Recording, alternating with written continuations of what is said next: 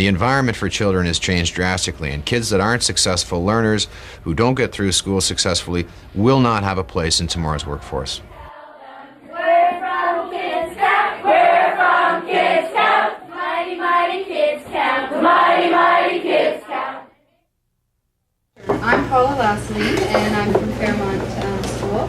What we've tried to do with Kids Count is sort of reconnect the simple ideas and aspirations of folks at the local level with decision makers and resource people who can help them to succeed.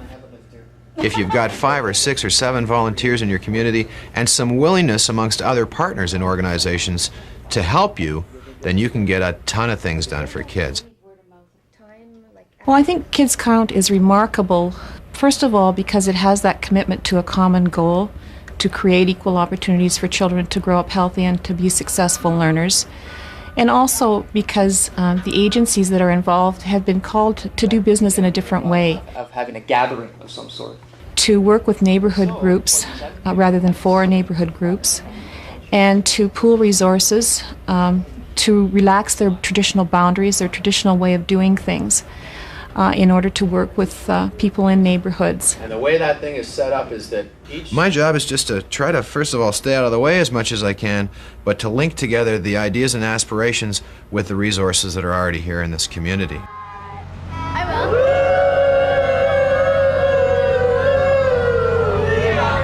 Putting the camp together was it's a perfect illustration of how Kids Count works, because the first thing was people said, well, we're going to need, I believe it was $12,000 if we're going to take all these kids to camp. Well, that's an expensive affair. So what we did was we got the folks together and helped them galvanize their idea. Okay, it's going to be a leadership camp. What types of things are we going to do?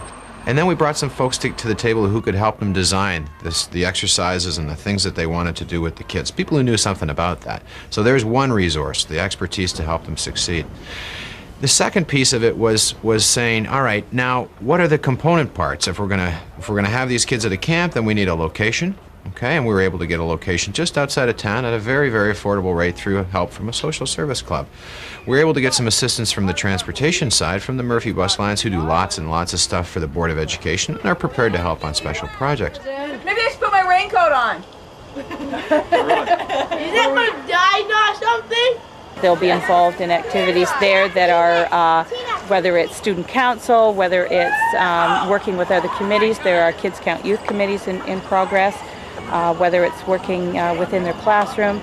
But afterwards, we hope that they'll develop the skills that they will carry on into life and get involved in some community activities. Everywhere we go, people always ask us, people always ask us. Interestingly, one of our partners at the table in this particular project was somebody from the health system. And so at the one meeting, the woman from the hospital said, geez, you know, we're part of a health organization. I'm not sure, how do we help with a kids' leadership camp? I run a hospital. And so we said to her, well, let's just give this a moment's thought. At a hospital, you probably are used to cooking for 120 folks all at once. You probably have the utensils and the flatware and the kinds of things that are required to do that. She said, yes, we do. Yes, we do. And I said, now you probably buy all your food wholesale, don't you? She said, yes, we do. And I said, and have you got trucks driving through town all over the place? Could maybe help with something? She said, yes, we do. And so when she began to look at the parts of her organization, which was a hospital, there was all kinds of ways that she could plug in to an initiative to help youth develop leadership skills. And so some organizations who needed to spend more time with kids began to sub in and help with the staffing thing. You got a couple of neighborhood volunteers. Before you know it, you've got an entire project for kids that's run annually that doesn't cost us hardly anything.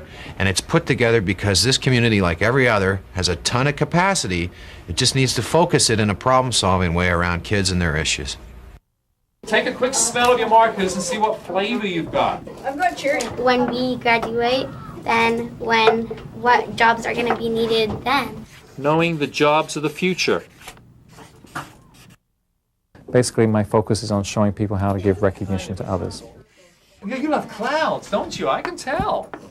I try to give a tenth of my presentations away to non-profit groups a year, and just thought I'd connect, and it was the right time, right place, and we've had a great time working together. Good, malls. Then add to the malls. The Resource Steering Committee was purposely called that because we didn't want them to be a board. They're not there to sit in judgment of ideas. And we wanted them to help us locate resources.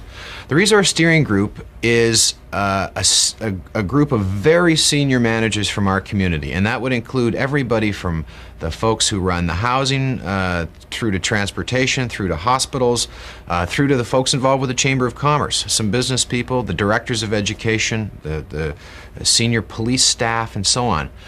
And the reason we brought all those folks together is that every one of these organizations touches on one aspect of a kid's life. Instead of saying no every time, like good bureaucrats, because this is what we always did, is trying to find the way to say yes.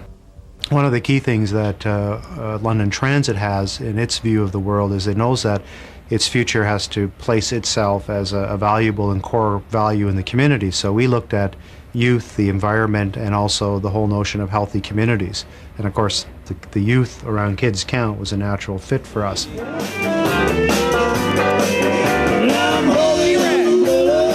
Basically, we look at the four principles that drive us. Is the idea coming from neighborhood folks? Is it theirs? Is it driven by the folks who live and work there who know things best? If it is, it's a go. Is it going to be something we can do with existing resources and capacities that are already in our community? If it is, then we're going to find a way to bring those resources together and help it go. Is it something that can be sustained? Well, chances are if it's coming from the neighborhood and you're using existing capacities to do it, you can sustain it.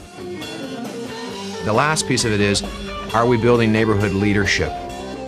And so that's the piece where the folks at Kids Count say, I don't want to do things for folks, but I'm going to do things with them. He's following the real celebrity.